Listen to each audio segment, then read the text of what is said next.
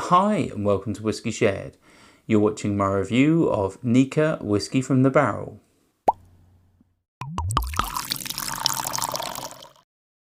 I'm Toby and you're watching Whisky Shared. Welcome to my review of Nikka Whisky from the Barrel. This is a blended whisky from Nikka in Japan, and it's made up of malt and grain whisky. As far as I'm aware, it's made up of 100 different whiskies that go into this blend, and some of those aren't necessarily Japanese whiskey. It comes from both the Miyagikyo and Yoichi distilleries and is aged in ex-bourbon, ex-sherry and remade hogsheads. This particular whisky was released in 1985 and has proved very popular around the world. It's 51.4% ABV and retails for around the £45 mark in the UK. Shall we find out what it tastes like? On to the whisky. Before I start nose and tasting, let's have a quick look at the colour. I'd say that is like a deep copper, but as far as I'm aware, this is both coloured and chill filtered. Let's start with the nose. So I'm picking up apples. There's a hint of acetone, which is most likely coming from the grain whisky. I'm getting marzipan, like toasted almonds. There's some caramel in there. I'm also getting some foam bananas, you know, those sweets. There's a hint of charred oak. And I'm also getting some desiccated coconut. Very nice. Let's move on to the palate.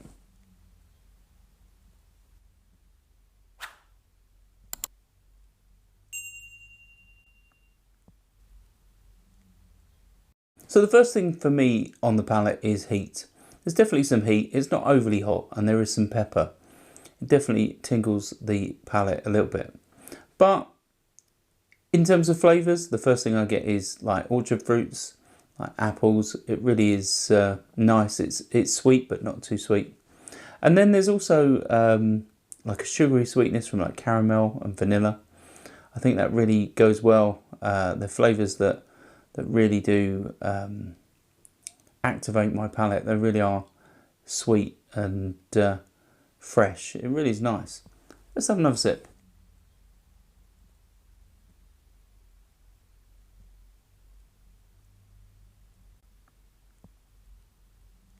Yeah, so moving on, I'm starting to get some wood smoke. There is potentially a peated component in the, up to 100 parcels or more that go into making this. So potentially there is some peat in there, and that's why I'm picking up the smoke. But there's also a hint of ethanol. That's most likely coming from the grain components. As far as I'm aware, there's up to 60% grain alcohol content that goes into this. But it's not unpleasant. It is just noticeable. I'm also getting a hint of like blackjack sweets, like aniseed or star anise, which is really, really nice as well. Let's have one final sip.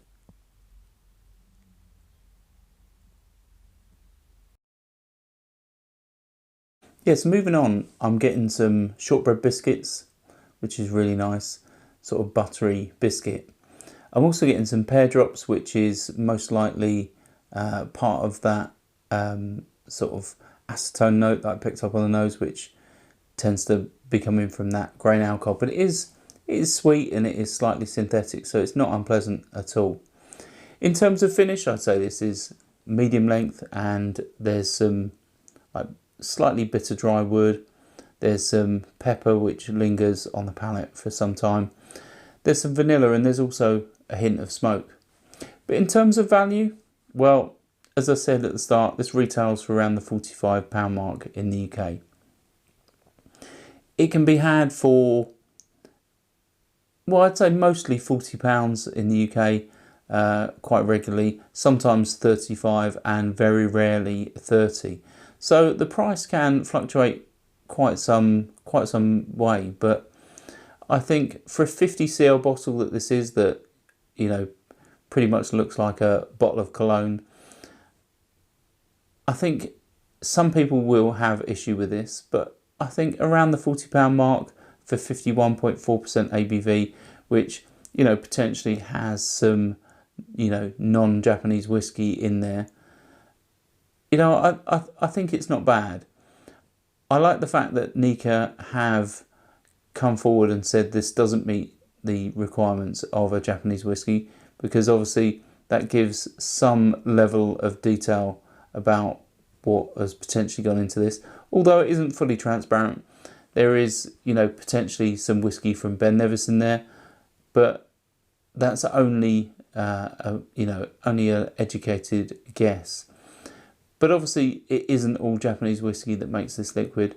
So I do think what potentially goes into this is, you know, reasonably high quality. As far as I'm aware, the components that go into this are at least 10 years old.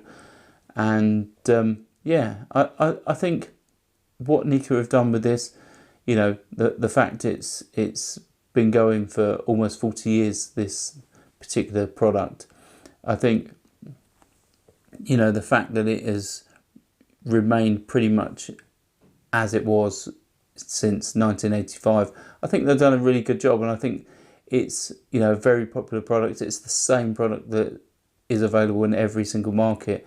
You know, they don't get different versions in Japan and different versions in Europe and different versions in America. We all get the same liquid from each batch. So, you know, I think that's a good thing.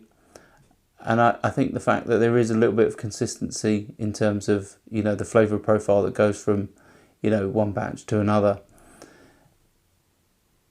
I would, however, though, like to hear your input on this. Have you tried it? You know, have you tried other Japanese blends? As always, let me know in the comments what you think of this and others. And if there's anything that you think I should try or review in future, because I'm always interested in hearing your feedback. Hopefully you found this series of 3 Nikka reviews interesting, and I'll see you next time. Sauncha. I hope you enjoyed this video. If you did, why not give it a like or a comment, and please consider subscribing for more videos like this.